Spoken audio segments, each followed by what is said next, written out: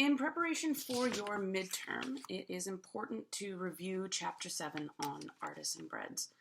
Specifically, there are 10 stages of baking yeasted doughs, and it's important for each of you to know and understand these stages. It will come up every single week in class. We are always making a yeasted bread, and in order for you to start doing some troubleshooting of your own, it is a good idea for you to read over these stages, and they will come up in quizzes and such, because we want to make sure that you do understand it. Chapter 4 is very important for you to read and understand as well. Once you understand what each ingredient is doing, you begin to grasp why it is so important to measure everything as carefully as possible. By making adjustments to each of these recipes, that's how we get all of our different kinds of baked goods. If you change some flour in your bread, you change it to cut the flour in half with whole wheat flour. And I've got white flour, whole wheat flour. That's how we got our whole wheat sandwich bread, right? It was the recipe for white sandwich bread, and then just by changing your flour, you have a completely different product. But it did not change the bread all that much, right? Or the makeup of your bread.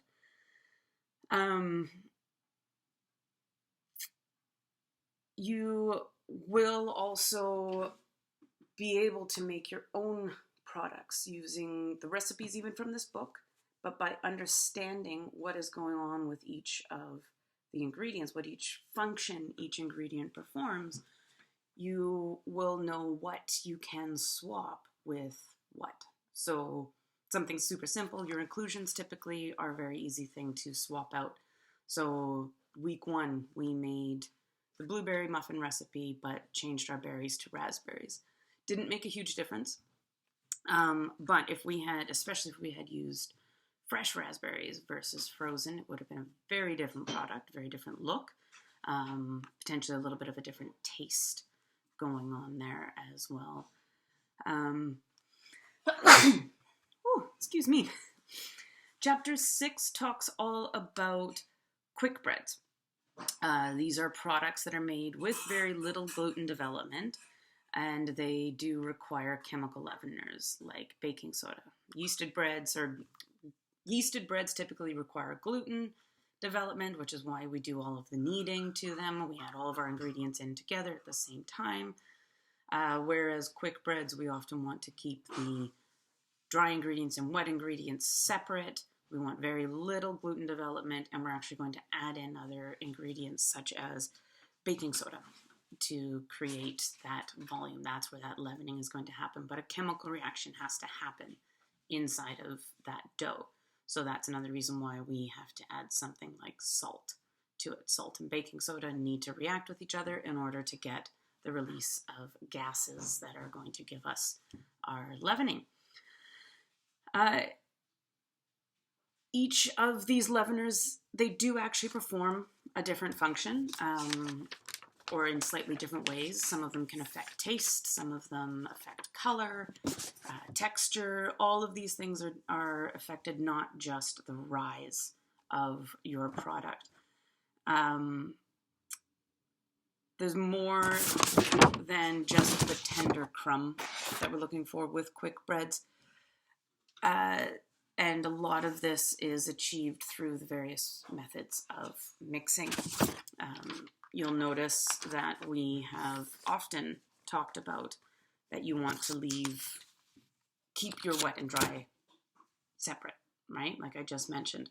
Well, chapter 6 is going to tell you with a little more of the science. They go right down to the chemical makeup of baking soda. And the book tells you all about what is actually happening inside of your dough, and why things have to be done in a certain order, right? When you add your water to your flour, if the flour has a high protein content, you are going to start to form gluten. And the more that you move that flour and water mixture around, the more and stronger your gluten will be. So when it comes to quick breads, it's very important to pay attention to the mixing method. You'll see as well in the chapter there are 3 different kinds of mixing methods that they talk about. There is the muffin method, the biscuit method, and the creaming method, right? 3 different ways to do it. Each of them does really focus on how you treat your fat and when and how much water is added in. So think of your scones. Scones and biscuits are fairly dry, almost like a pie dough. Muffins are a little bit wetter, so more similar to like a cake batter. Whereas your, let's say things like a banana bread, it's similar to a batter. It could be made into muffins. You don't always have to take a quick bread loaf recipe and bake it as a loaf. You can separate it out into muffins. Make sure you pay attention to changing your time for baking. You may have to make small changes to the temperature as well, but the mixing method would all be the same. But you will have slightly different, you'll have a more cakey muffin than you will if you use the creaming method than you will if you use the muffin method. So just things to read up on and understand, because that's going to come up throughout the rest of the course. You will see at the top of each of your recipes from the book that it will tell you what kind of method, and that will tell you right away as you're writing out your recipe cards, oh, okay, we're going to be using the muffin method for this, so I know that I'm going to need a few extra pieces of equipment, at least 2 bowls for sure, so that I can keep things separate, and it will really help you figure out your mise en place. Going back to chapter 4, it's important to understand your flours. Okay, there are different kinds of flours. So there's pastry, cake, all-purpose, and bread flour. Then there's specialty flours. A lot of people know about whole wheat and don't actually even think of whole wheat as a specialty flour, but it is considered one. It's considered a type of specialty flour.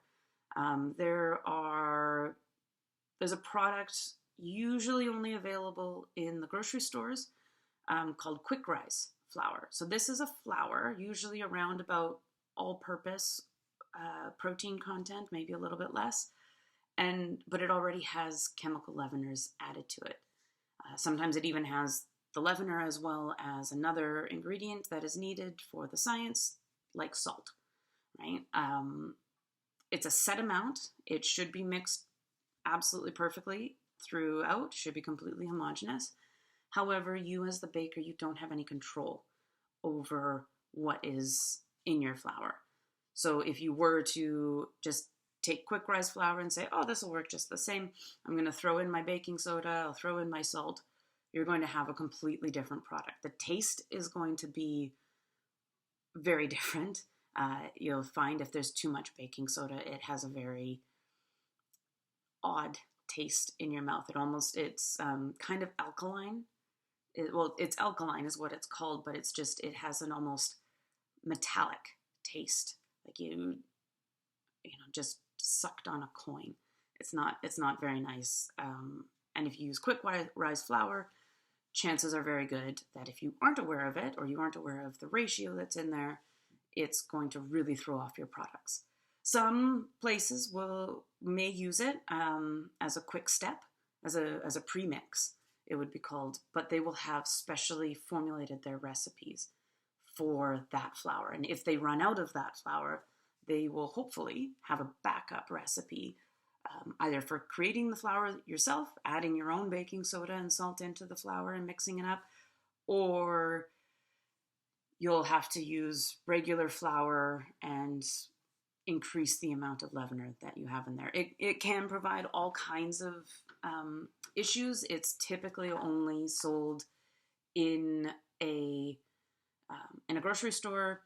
But also keep in mind your leaveners over time do lose potency. So if you find a thing of baking soda in the back of your pantry, don't use it for baking. Cleaning, getting rid of the off smells in your fridge, maybe. But it's not going to do what you want it to do in your baking product. You may have to add too much baking soda then, and now you're just to get the leavening, but now you're changing your flavor. So just use fresh, right? And don't use quick rise flour. It's difficult to work with. Well, in a way, it's difficult to work with if you're using the recipes from the book. Just use regular flour, whatever kind it calls for. So if that means in your pantry, if you're doing these things at home, you have a small bag of pastry flour, great. But from time to time, you will need it. Other specialty flours, things like cornmeal, dried and ground corn, zero gluten whatsoever, but it's going to give you really good texture and flavor, right? Rye flour, you'll learn more about that one as well in Artisan Breads class if you continue, but it doesn't actually contain any gluten-forming proteins. There is protein in it, but not the correct proteins to make gluten. Instead, rye flour has a natural gum, pentosan gum in it. It absorbs a lot of water, and so you'll find you tend to, when you're making a high percentage of rye flour bread, you have to add a little more add a little more water than you would expect. And oftentimes, it can be done 100% rye flour, but oftentimes you're going to add some regular wheat flour, bread flour typically, because it's going to give you that boost of protein, boost of gluten. You can even add vital wheat gluten, which is an additive that has been extracted from wheat, and it is just the proteins needed to create your gluten. Makes your rye breads act like wheat breads, right? But you'll find if you work with rye flour in any kind of like 50% or above, your dough is going to be really, really sticky to work with. This is normal. That is how rye works. So, I mean, there's all kinds. There's kamut, there's spelt, there's lots of different kinds of flours. This is just off the top of my head, looking in my pantry at the different ones that I have there.